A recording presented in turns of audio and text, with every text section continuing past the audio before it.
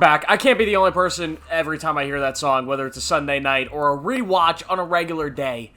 Just get so damn excited, man. So House of the Dragon Season 2 is now finally back. We have Episode 1 of this brand new season. It's been 2 years, about a year and a half, since Season 1 wrapped up, and now we are at the start of the Dance of the Dragons. Now, if you didn't know what House of the Dragon was, it is a prequel to Game of Thrones. If you don't know what Game of Thrones is, it is a show based off the A Song of Ice and Fire book series written by George R.R. Martin. House of the Dragon is a prequel set a couple hundred years before the start of Game of Thrones, where we follow the Targaryen dynasty, a dynasty that ruled Westeros for 300 years, right up until right about the start of Game of Thrones. Some stuff happened right before that show that kind of ended the Targaryens, but that doesn't matter that much. Not yet, at least. And this show is essentially adapting a book called Fire and Blood, a blood that outlined the entire history of the Targaryens. This is one little, 100-page section of that book called The Dance of the Dragons. We have Season 2 here. Spoilers for Season 1 and spoilers for this episode because I'm going to go into detail, so if you don't want any more spoilers, this is where you jump off. Go watch the show, it's amazing. So Season 1, of course, was this big time-jumping adventure. We followed Rhaenyra Targaryen and her father, King Viserys, brilliantly played by Paddy Considine, one of the best performances of that year. And we follow the journey of King Viserys as he chooses Rhaenyra as his heir, even as he goes and he hires Queen Alicent Hightower, the daughter of the Hand of the King,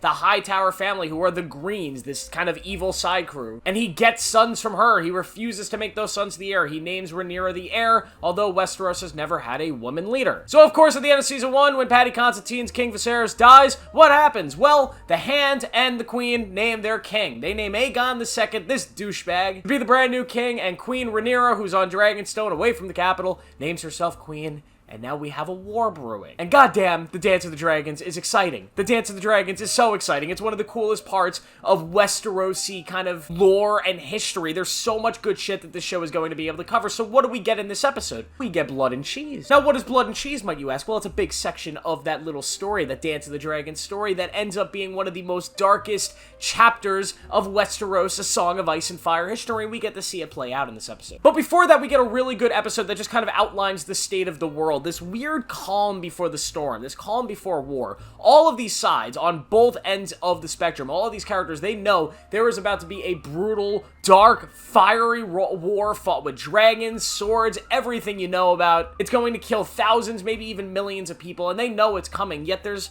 a weird calm, a relaxing nature to this episode almost, as we watch both sides. You watch Rhaenyra as she looks for her son, Lucerys, who was killed obviously by Vhagar and Aemond at the end of Season 1. She's looking to get proof of his death. You have Daemon, who is on Dragonstone, just trying to kind of run shit while she's gone. And then we get to look at what's happening on King's Landing. We get to follow more of the Greens than we've really seen in the previous seasons. We follow a lot of Aegon II, Aegon the Elder he's called. And we really get to see Tom Glyn Carney, the actor who plays Aegon, shine as this character. We didn't get to see too much of him in the last season. He's really just kind of like this drunk idiot in that season. Now we get to see him as king, and what does that mean? Well, Aegon in the books, there are a lot of different versions of him in the book. There are versions of him that depict him as very evil and very just raw and crazy, and I don't want to spoil too much stuff that's coming in the future, but then there's a lot that still gives a little insight to the humanity that he may have had at one, which is a theme with a lot of characters in the Targaryen family throughout the history of Game of Thrones. You, of course, have Viserys Targaryen in the Game of Thrones series,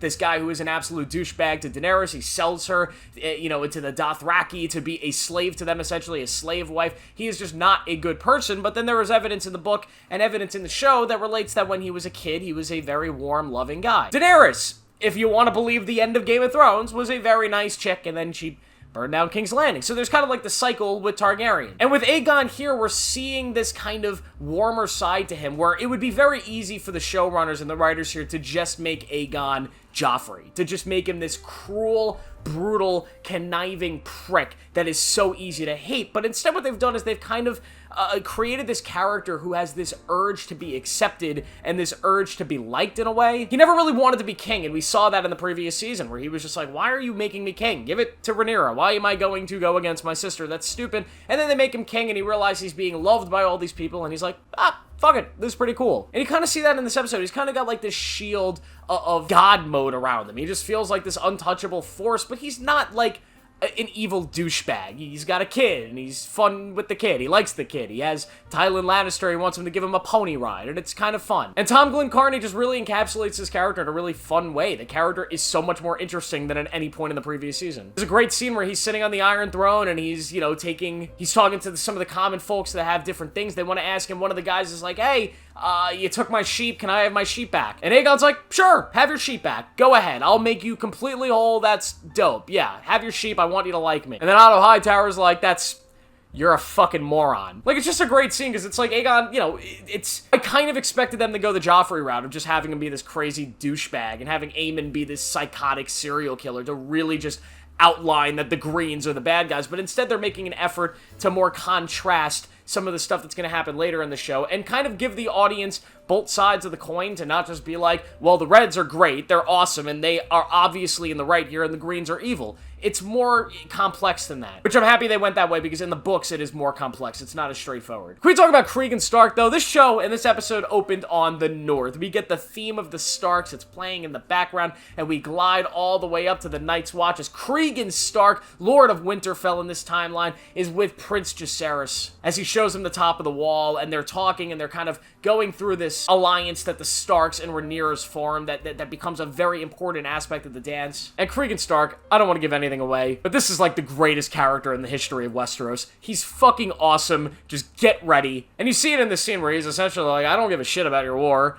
I gotta worry about White Walkers. And Jason's like, what the fuck are you talking about? He's like, do you really think my ancestors built this 700-foot wall to keep out wildlings and bullshit? No! They were keeping out the terrible final season of Game of Thrones. We don't want to see that. Keep the wall up. We don't want the White Walkers to come and have that terrible episode. But it's such an awesome scene. There's a moment where he highlights this awesome aspect of the lore of the world where he says, my father brought King Jaehaerys and Queen Alicent to this wall about 100 years ago, and they tried flying their dragons far north, and the dragons wouldn't go. That is such dope lore. Just a really great scene. It's maybe the best scene of the episode. It's absolutely remarkable. It reintroduces the North and reaffirms to all of us that the Starks are the best part of this universe. They're just awesome. We get a bunch of other stuff happening in this episode, though. You have Queen Alicent, who is kind of sleeping with Christian Cole, who is by far the dumbest character, maybe in all of Game of Thrones. This is a guy who is anointed to the Kingsguard, fell in love with Rhaenyra, got mad at her because she didn't want to give up the throne and run away with him to go steal oranges and be a beggar.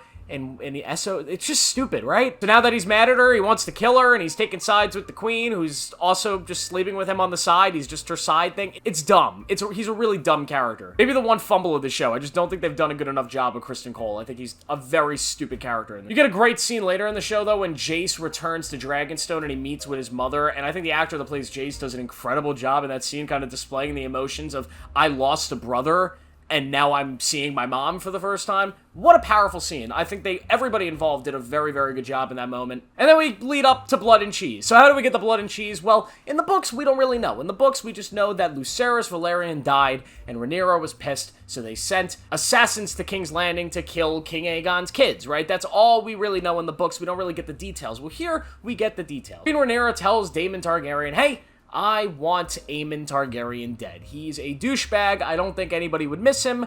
Go kill him. Daemon goes to King's Landing and he gets some assassins and he goes, hey guys, go into King's Landing, go into the capital, find Aemon Targaryen. He's a really good fighter, so you're probably not going to be able to kill him, but try to kill him, bring me his head, all that good stuff. And they go, what if we can't find him? And he goes, well, and then it cuts to black. We don't see what he really tells them. But they have an alternative plan. If we can't find Aemon, what do? I guess we're just going to have to kill somebody. So the guys break into the castle, they kick a dog, which was just so unnecessary. And he finds Queen Helaena, and they find her children. In the books, it was 2 twins and 1 other younger boy. In this, they've cut out one of the boys, so it's just the twins.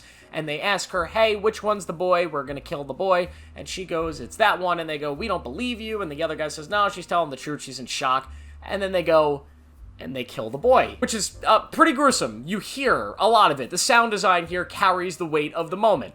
It's freaking dark and terrifying, and you get this great shot following Queen Helaena as she walks in shock around King's Landing, and she eventually finds Queen Alicent, who's getting it on with Kristen Cole, and she says, the boy is dead. Because the heir, Aegon's heir, is now dead. Now, in the books, yet again, there was kind of a failsafe. There was another boy, so, like, it was a big deal, but it's not, like, the end of the world. Here, it's kind of a bigger deal, because now the actual heir to Aegon is dead, which means Aemon is now the heir to the throne, unless he decides to pick his daughter, which, knowing the Hightowers, they're not going to do that. So it just kind of adds a weird layer that I'm interested to see why the showrunners decided to go that route, where now we have a situation where Aemon is the heir. If Aegon dies, Aemon becomes king, which adds just kind of a weird storyline to this show that I didn't expect to see. They also kind of toned down the blood and cheese moment. If you haven't read the book, in the book, the way that it's described, and yet again, it's not a literary book. It's not a book written like the Game of Thrones books. The actual book Fire and Blood is written from the Maester's perspective. It was written by people who are telling the story of the universe. It's like an in-universe history textbook. Therefore, there could be unreliable,